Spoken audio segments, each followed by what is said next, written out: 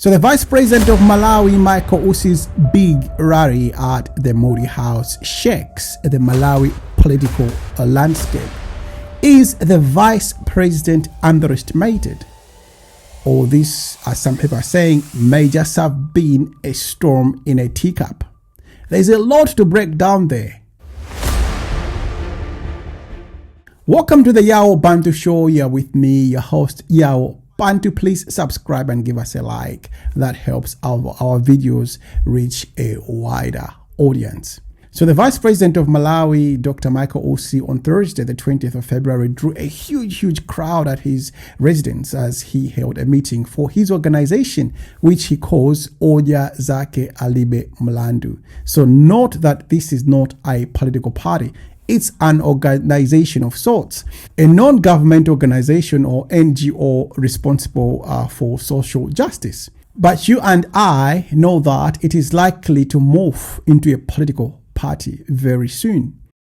However, the huge crowd was rather unexpected. Apparently, he had invited about 2,000 people to attend the function, but thousands of people thronged to the Vice President's State House. Incredible numbers. And some were seen there as early as 5 o'clock or 6 in the morning. Some people are saying 3 o'clock in the morning, but that's way too early. But yep, the Vice President himself looked overwhelmed with the numbers. Before he was expelled from the UTM, Dr. Usi never used to draw such massive crowds. We can say that this is the first time I think he has seen those huge numbers.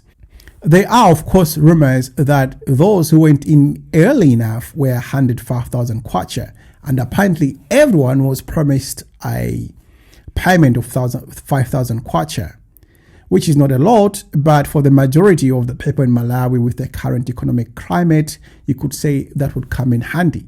But only if you were given, because it would have been impossible to hand 5,000 kwachas to the whole crowd. He would need billions to do that. Visibly, a lot of attendees were given the wraps for women, or a sarong in other languages for the women, and also there were t-shirts and hats. They have the face of the Vice President on them. That is to be expected. Every political party does that. In fact, part of the campaign, which nobody agrees with, except for the politicians, a lot of people expect handouts. That's just the nature of the beast in Malawi. So you really can't call him out on it, because that's what everybody else does. We also have seen a few cars and a big truck which he has purchased, that's the Vice President, and are painted with his organization's colors, obviously getting ready for the upcoming general elections. So let's break it down. What does it mean for the political scene? Broadly speaking, it shows that Michael Usi has some traction, whether you like him or not. The proof is in the pudding, and I think those who were underestimating him might have turned their heads a bit and thought, geez, what's going on here? It is an open secret that he was absolutely unpopular with the UTM leadership. He just did not seem to fit the profile of the UTM. UTM is a personality party, and it somehow thrived on the late founder and president of the party, Saulos Chilima's personality. So then, the closest to late Saulos in their books was Dr. Kabambe. But UTM has an image issue, and we can discuss that in a different video, because that's something we need to discuss later on. It's worth noting that whatever strategy the Vice President Michael Usi used, he would definitely use it again. After all, it worked a charm for him. If it ain't broke, don't fix it. Dr. Michael Usi danced and entertained the crowd, and I've seen so many distractors, especially I'm thinking maybe from his previous political party, the UTM, saying that he is not serious, he's a comedian, Malawi deserves better. This has been the narrative for the UTM, for the Vice President forever. But this is where I think Michael Usi is underestimated, and you do that at your own peril. The Vice President, Michael Usi, speaks the language and identifies with what many people consider the underprivileged. And guess what? That's the majority of the people, a huge majority by far in Malawi. So I say he has momentum at the minute, and sometimes momentum is everything in politics.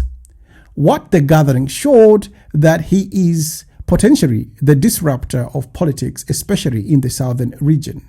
At a personal level, the Vice President Dr. Michael Ussi would have been very satisfied and hoping that all his enemies, especially from the UTM, are seeing the crowds.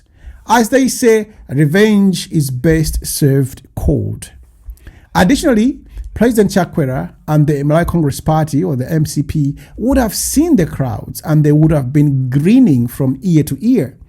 So it might be that the MCP has found a solid proxy in the south.